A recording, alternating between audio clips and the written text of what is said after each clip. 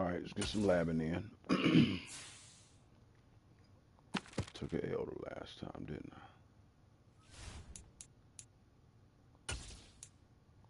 Yep. 99 and 70. Let's get this quick hunt done.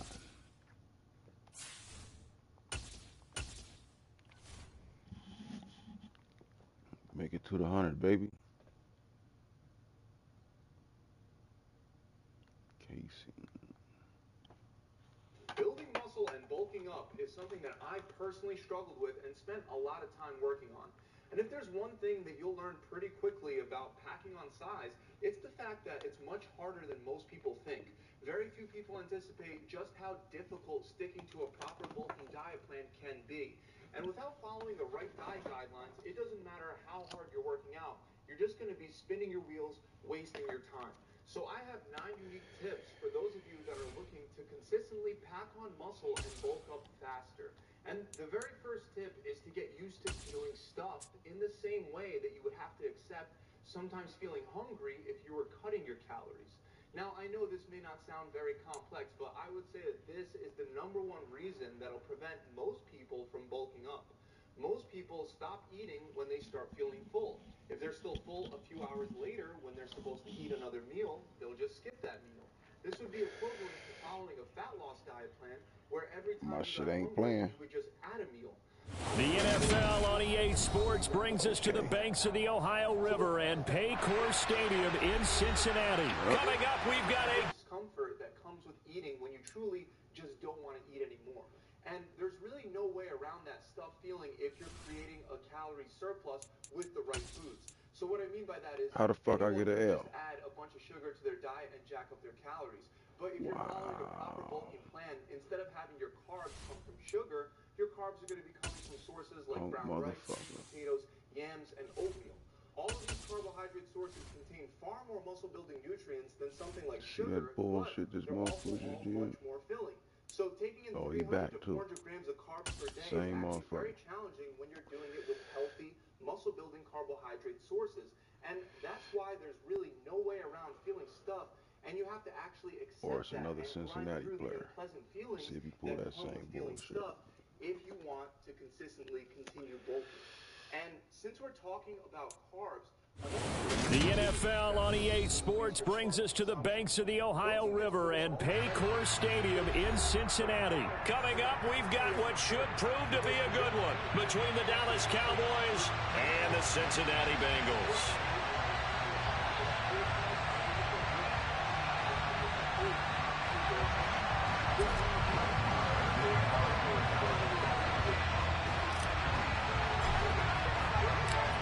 Here's the former Cornhusker Brett Maher to get this one started. And we are underway from Cincinnati.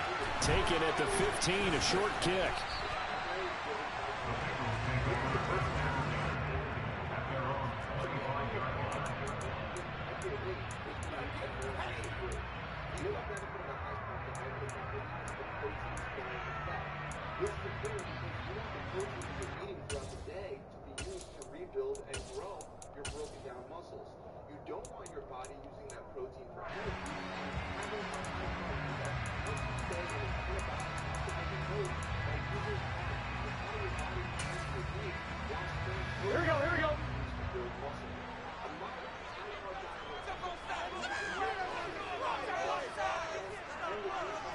Quickly to the air is Burrow.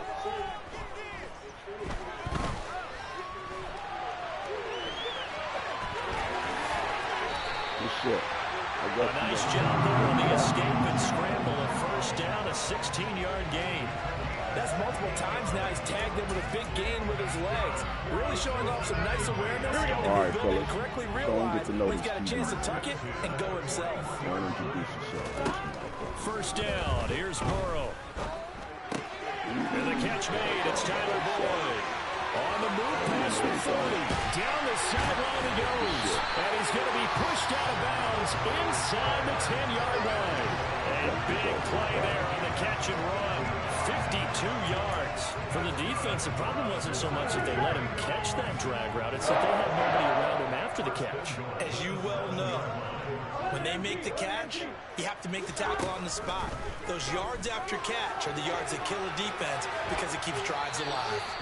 Throwing on first down, but this one winds up to be incomplete. Excellent recognition that none of his receivers were beating coverage and getting open, so he just threw that one away. They'll come back to the huddle, reset, and try something different. On second down, here's Mixon, and he's brought down right at the 5-yard line. Give him 2 on the play. Defensively, I think they can smell a stop. Ball right around the 5 here, brings up third. And I think what they've done is they put doubt in the minds of the offensive guys. What do we do? Because now you don't have a go-to play. Either side they pick, throwing it, running it, it won't be easy. Touchdown! Jamar Chase on a touchdown throw for Joe Burrow. And the Bengals are on the board first here this afternoon.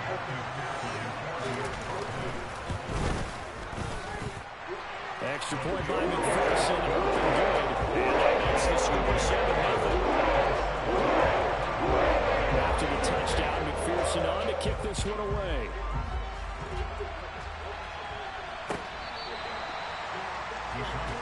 All right, can we answer that?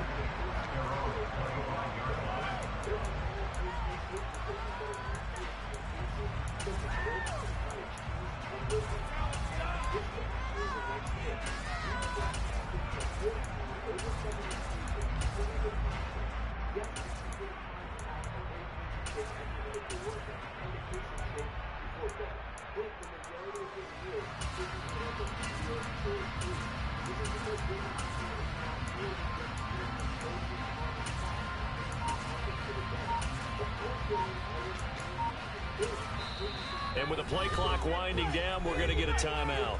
They'll have 2 remaining as we step aside here in this first quarter.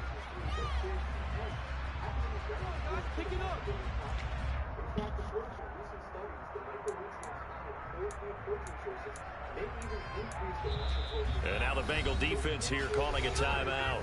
Just their first in this half. We'll step aside and come right back.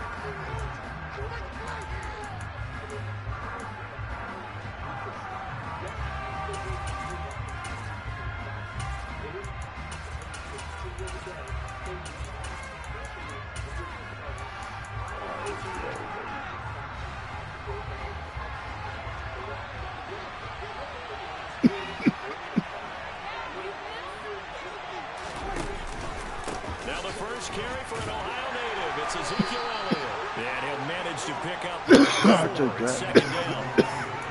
Well, you don't turn your nose up at a gain of 4, do you? They'll take that on first down. Playbook's got to be pretty well open on 2nd and 6. Elliott going to get it again on second down. And he'll be brought down right around the 37. That one, a first down pickup of 8. Usually we see runs like this as the defense breaks down later in the game, but this guy's setting the tone early, running through all types of tackles and putting the defense back on its heels. The first carry now for Tony Pollard. And some nifty running here as he'll take this across midfield and down to the 47. It's a gain of 16 and a Dallas first down. Seemed like a couple sets of eyes were on the quarterback, so he decided, hey, I'm going to hand this off. Got a good gain out of it. And you know you need good blocking up front in order to gain yardage, but every one of these RPOs, if you do it right and they look the same, whether it's handed off inside or the quarterback keeps it, that allows you to fool the defense so often. And in this case, fooled them with the inside run. Another strong gain on the last 2 plays. They've moved it a combined 33 yards. Line of scrimmage, the 31 now on 1st and 10.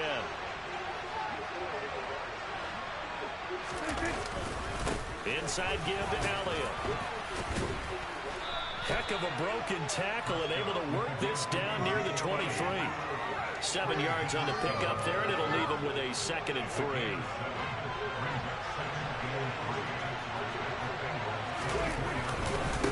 Again, it's Elliott. And he'll be brought down inside the 20 at the 19. A gain of 5, good enough for the first down. Quite the opening drive march they're on right now. It looks a lot like what we saw in practice prior to the game, doesn't it? You know, because on that last big practice beforehand, you go through your offensive script, you go through your play calling, you go through all the stuff and establish things, and it looks like it's going like clockwork right now for them.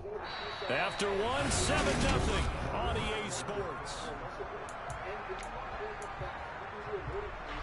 The last run got 9. That leaves him with 2nd and a yard. Up the middle, here's Elliott. And he's able to work it here to the 8-yard line. They give him 2 yards there as they're set up now with a 1st and goal.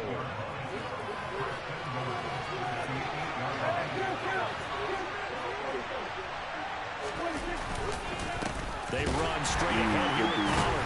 A nice display of power, but it only takes him to the 7. He's dropped there. Only a yard on the pickup there. 2nd and goal.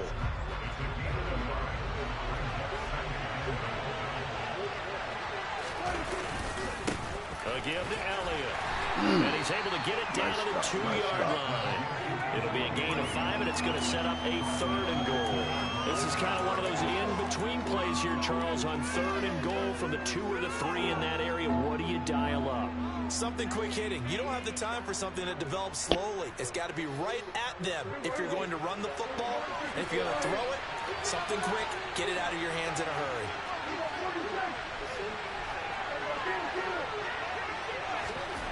Prescott on 3rd and goal. He'll get this to Elliott. Touchdown, Cowboys. Ezekiel Elliott. A 2-yard touchdown grab. And the Cowboys are within an extra point of tying up this ball game. A little longer, but we got there. Extra point by Moore, up and good. And we are tied at 7.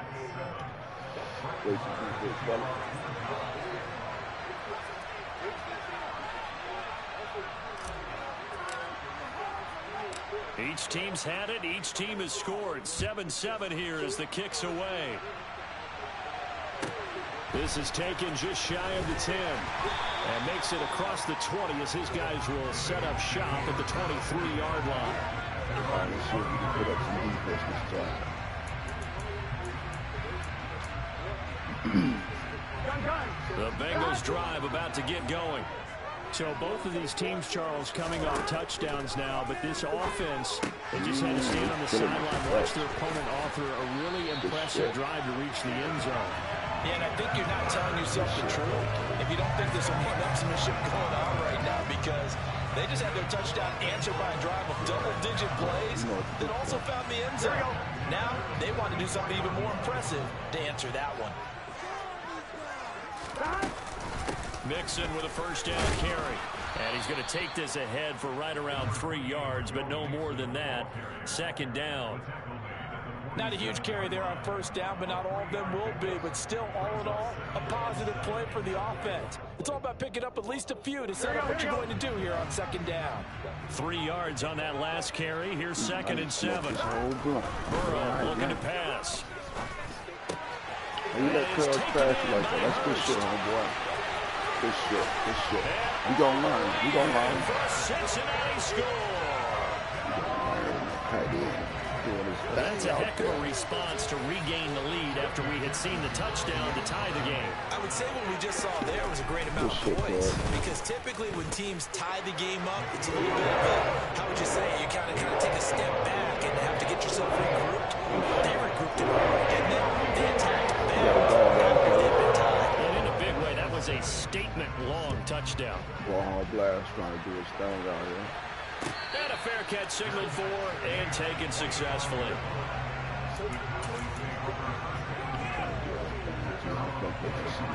About set for this next drive by the Cowboys offense. After that last score we just saw, now 14-7, so a chance to march down the field here to the this football game. That's some good hard running there as he'll push his way forward for about 5. We've hit the 2-minute mark in the 2nd quarter. 14-7. Ball on the 30. They'll come up with a 2nd and 5. Pollard going to try the right side. Gets past one man. And down he goes, but he takes it up to the 40. They picked up 5 yards last time. Now they double it and get 10 here. All right, I got to ask you, with these RPOs, essentially the quarterback has 3 options, right? So what's different from that versus the triple option that we see the service academies run at the college level? As a general rule, the triple option at the college level, most things are called outside of the quarterback faking it to the runner and then keeping it himself and maybe having a trail back. What I mean is, in the NFL, that option to throw the football all comes about organically. It's a natural deal based on reads. In college, if you're going to throw the football off a triple option, you've actually called that play. Strong run there as he'll take this all the way down to the 35. The 71 yards rushing for him as he has been tough to stop here in this first half. Ball up to the 35 now as they come up on 1st and 10. They'll go with Pollard here on 1st down.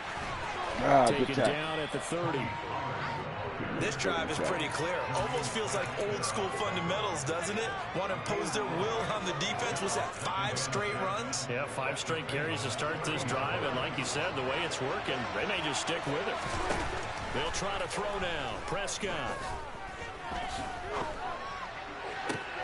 That is caught by Lamb. And he'll take it into the end zone for a Cowboy touchdown. C.D. Lamb, 30 yards. And the Cowboys are an extra point away from tying the ball game here in the final minute of the first half. Extra point by Marr, up and good. And that is going to tie our game as we approach halftime.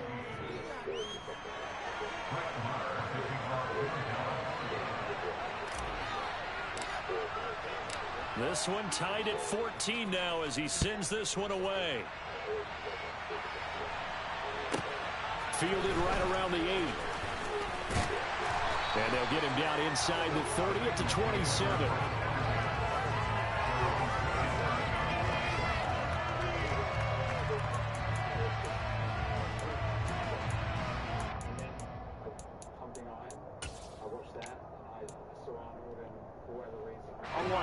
The Cincy offense about ready to go here on their next drive. And with time quickly fading here in the second quarter, not sure how aggressively, offensively they want to play this. I think we'll find out just how much they trust their guys in this situation if they decide to take a shot. They went with a dime look on defense, 2 extra defensive backs on the field and covered up essentially every blade of grass. That allowed them to disrupt the play. Here we go. So now 2nd and 10 after the incompletion on 1st down. Now it's Burrow. Trying to get it to Chase, but it's intercepted. Picked off by Anthony Brown. And the Cowboys are going to take possession of the football. You can easily see the logic. It's a tie game. They just wanted to press it a little bit right before the half, hoping to get one more score. Yeah, easy to second-guess the result, but now you have to think after that interception, just a field goal, and they're behind at the break. Yeah, I think at the half, the head coach just says, look, that's on me. I wanted to press it, but it's because I believe in you guys. And they are able to stop him, but he does take it all the way to the 2. And with just 4 seconds left in this first half, a timeout call. They scored touchdowns on drives 1 and 2, and now they're trying to make it a perfect 3 for 3 to start. Final play of the half, Prescott. And that is caught. Touchdown, Cowboys. 3 touchdown passes now for Dak Prescott. And the Cowboys have taken the lead here in the final stages of this first half. Extra point by Marr, up and good. And the lead is now 21-14.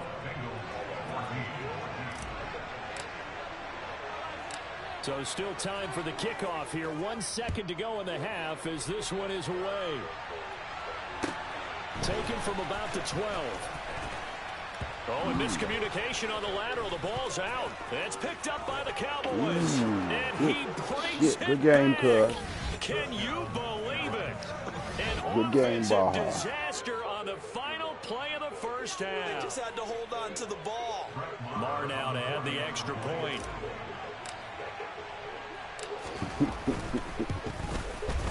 He's got it as they double up the lead. What a blooper. I hear that. Been fascinated. I was a junior bodybuilder. Followed all of the people of my era. I'm sort of 52, so I was kind of like in in the Lee Haney type of Jump era, on some Call of Duty. Some Ebonu, and even before that, people like Albert Beckles, and followed the Joe Weider story. And I've been putting all the pieces together. But one of the things I didn't realize, and I found this when looking into you, is there's this guy called Vince Gironda. And so I'd never heard of him, and pretty interesting story. So maybe it would be good, certainly for me and for anyone else that's listening,